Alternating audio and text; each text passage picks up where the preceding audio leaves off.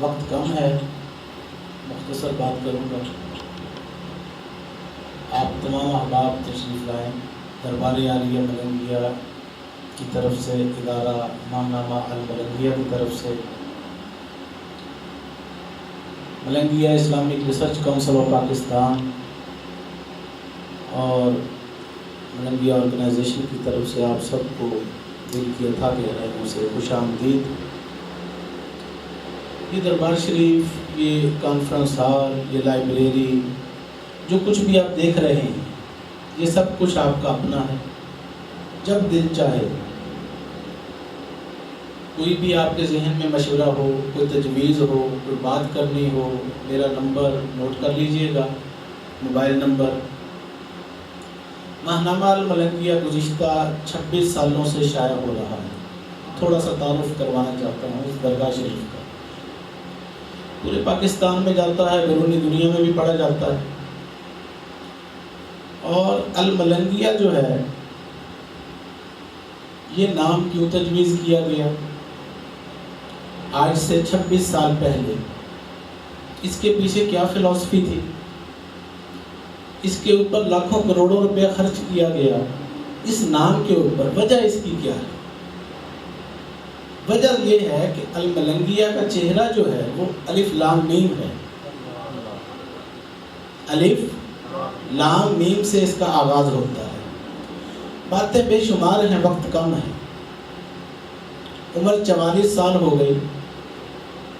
ان 44 سالوں میں سوائے لکھنے پڑھنے کے کچھ کیا ہی نہیں۔ ولیوں کی گود میں پرورش ہوئی، تعلیمی سلسلہ چلتا رہا۔ ملک پاکستان کے علماء، مشائخ، مفسرین، محدثین، اسکالر، دانشور، تنظیم میں جماعتیں بنتی دیکھی، ٹوٹتی دیکھی، میٹنگیں دیکھی، اجلاس دیکھے، Alhamra art council, Iqbal academy, ایوان اقبال، اور پتہ نہیں کہاں کہاں خاک چھانی ہے۔ پشاور سے لے کر کراچی تک، بیرونی دنیا، دبئی، ابوظہبی، شارجہ، سعودیہ، والا صاحب امریکہ، یورپ، برطانیہ، مانچسٹر، گلاسگو، اور پوری دنیا کے دورے کرتے رہتے تھے۔ انٹرنیشنل شکاگو کانفرنس ہوئی۔ کہنے کا مقصد یہ ہے، کوئی چیز ہم سے پوشیدہ نہیں۔ پاکستان میں کیا ہو رہا ہے، مذہبی سطح پر، تنظیمی سطح پر، سیاسی سطح پر، روحانی طور پر، علمی طور پر، ادبی طور پر، ہر چیز سے آستانہ عالیہ ملنگیہ الحمدللہ باخبر ہے۔ 70-80 جرائد پورے پاکستان سے یہاں پہنچتے ہیں۔ میں چیف ایڈیٹر بنا تھا آج سے 26 سال پہلے، اور الحمدللہ اب بھی چیف ایڈیٹر ہوں۔ بکھاڑا پریس کلب میں چیف پیٹرن، وائس پریزیڈنٹ، مختلف عہدوں کے اوپر، Bakhara union of journalist, council of جرائد اہل سنت پاکستان، اہل سنت کے جو جرائد شائع ہوتے ہیں ان کے ساتھ رابطے، all Pakistan newspaper society, APNS۔ کہنے کا مقصد صرف یہ ہے کہ ان 26 سالوں کے تجربات، مشاہدات کے بعد میں اس نتیجے پر پہنچا ہوں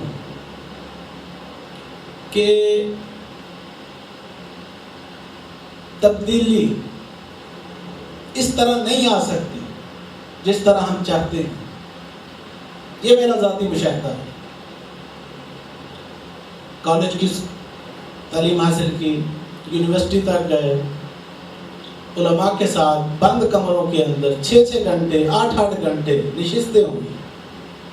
اگر تبدیلی لانی مقصود ہے تو اس کے لیے راستہ الگ ہے، اور اس طرف ہم جانا نہیں چاہتے۔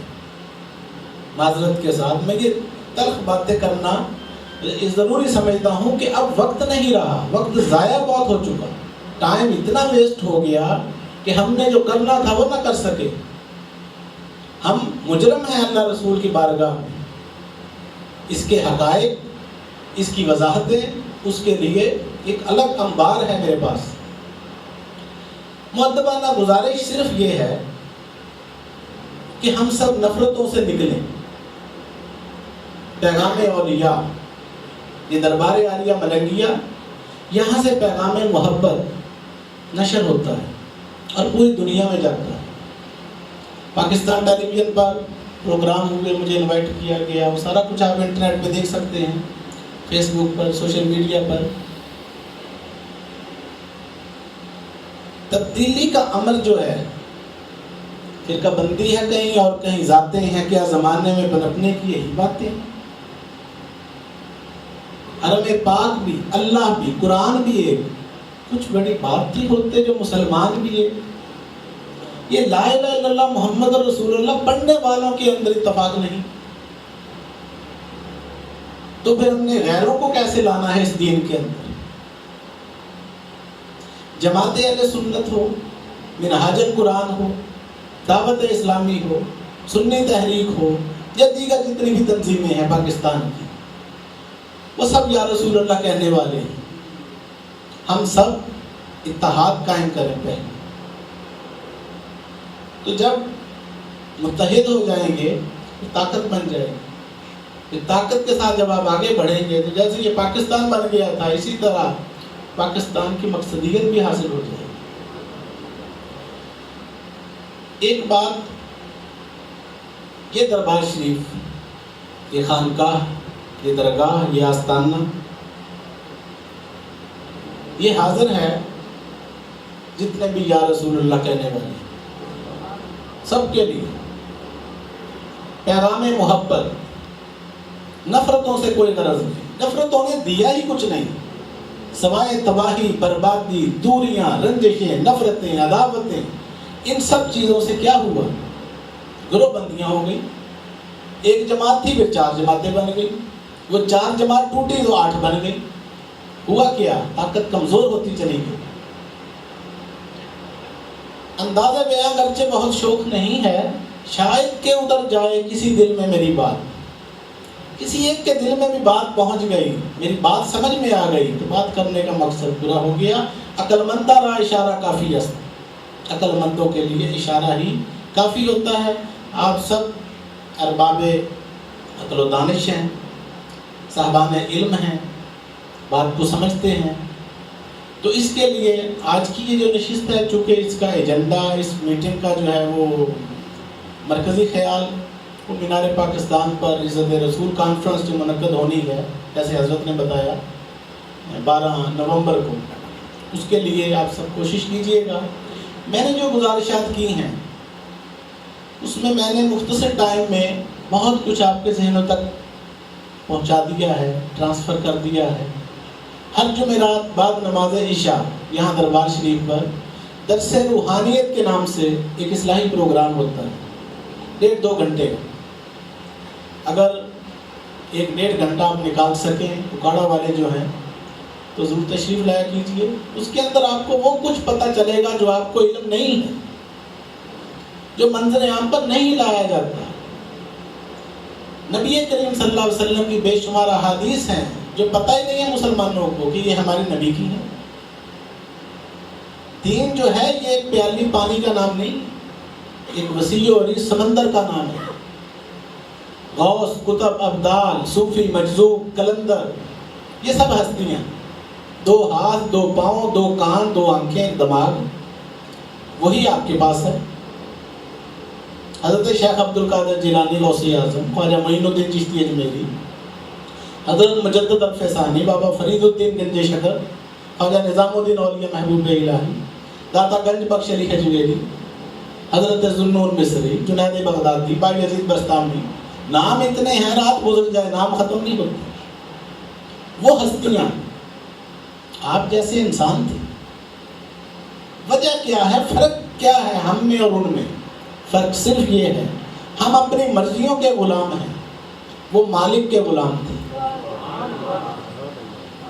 بلند و بالا درجات تک پہنچ گئے۔ ان کو ہم عام انسان نہیں کہتے، مظہر نور خدا کہتے ہیں، کسی کو زہد الانبیاء کہتے ہیں، نائب رسول فی الہند کہتے ہیں، مجدد پاک کہتے ہیں۔ تو ہوتا کیا ہے؟ نفس اور شیطان یہ ہمارا سب سے بڑا دشمن ہے، اور ہمارے اندر ہے۔ حدیث پاک میں آتا ہے کہ انسان کے اندر شیطان خون کے ساتھ گردش کرتا ہے، تو رحمان بھی اندر ہے، وفی انفسکم فلا تبصرون۔ اللہ فرماتا میں تمہارے اندر ہوں، تم مجھے دیکھتے کیوں نہیں؟ نحن اقرب الیہ من حبل الورید، میں تمہاری شارک سے زیادہ قریب ہوں۔ اللہ کو باہر نہ ڈھونڈو اور شیطان کو باہر نہ ڈھونڈو۔ شیطان بھی اندر ہے، رحمان بھی اندر ہے، اندر ہی آپ نے فیصلہ کرنا ہے کہ کس کی طرفداری کرنی ہے۔ 360 بت نبی پاک صلی اللہ علیہ وسلم نے کعبے سے توڑوائے تھے، نکلوائے تھے،